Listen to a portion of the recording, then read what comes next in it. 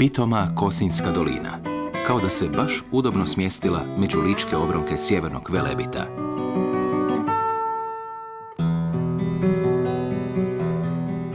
Tu gdje rijeka Lika ponire pod Velebit, sklad je riječ što se sama nameće, dok pogled luta kroz očuvani pejzaž. Evo, s obzirom da sam rođen u Kosinju i u ovom mjestu preljepom, kraj kao takav ne bi mijenjao ja osobno za nijedan grad na svijetu, a gdje sam živio neko vrijeme svog života.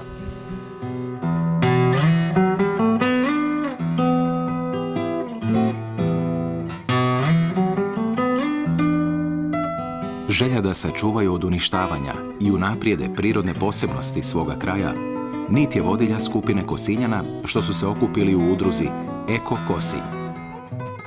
Ovdje se nalazimo ispred jedne od infotabli koje je napravio Eko Kosinj u suradnju sa Zelenom akcijom i WWF-om. To smo napravili zbog toga što smo htjeli ovo područje obilježiti na neki način, da vidimo nekih kulturnih, baštinskih situacija koje postoje u Kosinju. Inače, udruga je osnovana baš po tom pitanju da malo taj Kosinj promoviramo i da očistimo Kosinj od smeća, a evo, to je jedna od tih infotabli, ima inače 12 komada.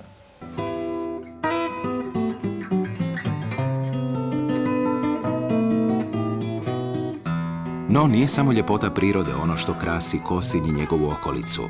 Kraj je to bremenit povijesnim tragovima i posebnostima, poput drvene brave, što smo je pronašli u Lipovom polju, a koje se ne može odrediti ni podrijetlo, ni starost.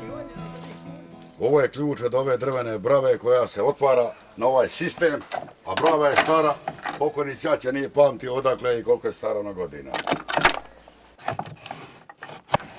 Evo je. Vjerojatno su rađeni današnji lokoti na ove principe, jer unutra imaju neki jezici koji upadaju u ove zubove i ona se spušta i podiže. Tako da zube vide.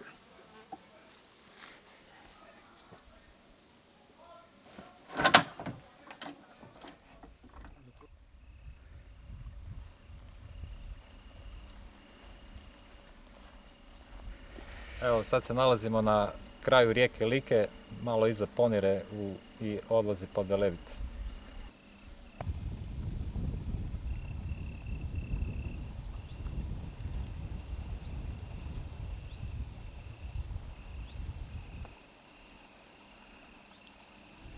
Evo, ovo su šljive cibure, kojeg mi pečemo rakiju. I to nije loše. Dobri su za jesti, za pekmez i za to. Mnogi ih ne cijene, ali nama su skroz u redu.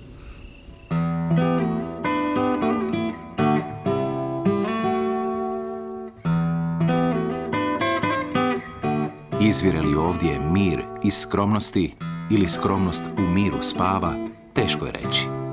No raskoš ove doline i nenametljiva gostoljubivost njezinih stanovnika izvrsno se nadopunjuju. I upravo ta alkemija duha pretvara Kosinjsku dolinu u zonu mira i ljepote.